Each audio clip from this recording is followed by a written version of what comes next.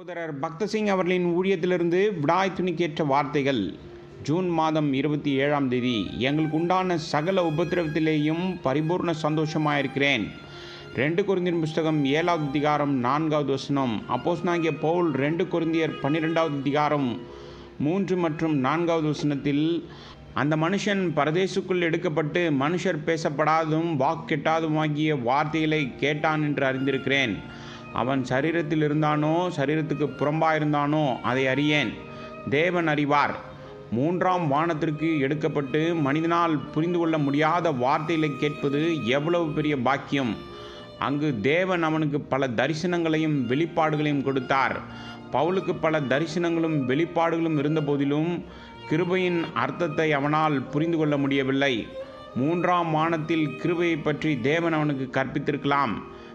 மேலும் தேவனுக்கு நன்றாக தெரியும் பாடுகளின் மூலம் அவனுக்கு கற்றுக் கொடுத்தார். நீங்கள் தேவனை அறிய விரும்பினால் நீங்கள் பூமியில் இருக்க வேண்டும் மற்றும் அவருடைய கிருபையை பற்றி அறிந்து கொள்ள வேண்டும். அப்போஸ்தலன் ஒரு கற்றறிந்த மனிதனாக இருந்தான். மேலும் அவன் பிலிப்பியருக்கு நிருபம் 3வது அதிகாரம் 5 மற்றும் 6வது வசனத்தில் சாட்சியளித்ததைப் போல அவன் வேதத்தை நன்கு அறிந்திருந்தான். அவன் அனைத்து வேதங்களையும் தீர்க்க தரிசனங்களையும் நன்கு அறிந்திருந்தான். ஆனால் அற்புதங்களோ வேத அறிவோ அவனுக்கு கிருபையின் அர்த்தத்தை கற்பிக்கவில்லை. கர்த்தர் அவனுடைய மாம்சத்தில் ஒரு முள்ளை அனுமதித்தார் என்று வாசிக்கின்றோம். மிக மிக வேதனையான ஒன்றாக இருந்தது. பல போதகர்கள் மற்றும் அறிஞர்கள் அந்த முள் என்ன என்று கண்டுபிடிக்க முயற்சி செய்கிறார்கள். தேவனே அதை பற்றி அமைதியாக இருக்கும்போது நாம் யூகிக்க முயற்சிக்க கூடாது. ஒரு நோக்கத்திற்காக தேவன் அதை ரகசியமாக வைத்திருக்கிறார். அப்போஸ்தலனாகிய பவுல் அதை அகற்றுவதற்காக 3 முறை ஜெபித்ததால் அது வலி மிகுந்த முள்ளாக இருந்திருக்க வேண்டும். அவன் தனது சரீர வலியை பற்றி முணுமுணுக்கவோ ஆதங்கப்படவோ இல்லை. நாம் சின்ன சின்ன காரியங்களுக்காக கண்ணீர் விடுகிறோம். எந்த ஒரு பிரச்சனையும் வருவதற்கு முன் பிற்காலத்தில் நம்மை யார் பார்த்து கொள்வார் என்று அழுகிறோம். ஆனால் அப்போஸ்தலனாகிய பவுல் அப்படிப்பட்ட மனிதன் அல்ல. அவன் முணுமுணுத்ததில்லை அல்லது புகார் செய்யவில்லை.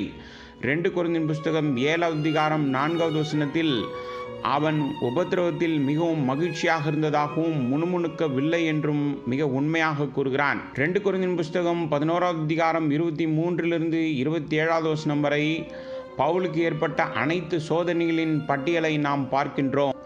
ஆனால் ஆண்டவரே, இதையெல்லாம் ஏன் என் மீது கொண்டு வந்தீர் என்று அவன் ஒருபோதும் சொல்லவில்லை. அவன் ஒரு முறை கூட முணுமுணுத்ததில்லை. ஆனால் அவனுடைய சரீரத்தில் இருந்த முள் மிகவும் வேதனையாக இருந்தது. அவனுடைய சொந்த பலத்தால் கூட அதை தாங்க முடியவில்லை. அதனால்தான் தேவனிடம் 3 முறை மன்றாடினான். ஆண்டவரே, நான் உம்மை மன்றாடுகிறேன், என் முள்ளை அகற்றும் என்று அவன் ஜெபித்திருக்க வேண்டும். இவை சாதாரண வார்த்தைகள் அல்ல. மீண்டும் ஆண்டவரே, இதை எடுத்து போடும்படி உம்மை மன்றாடுகிறேன் என்று வேண்டினான்.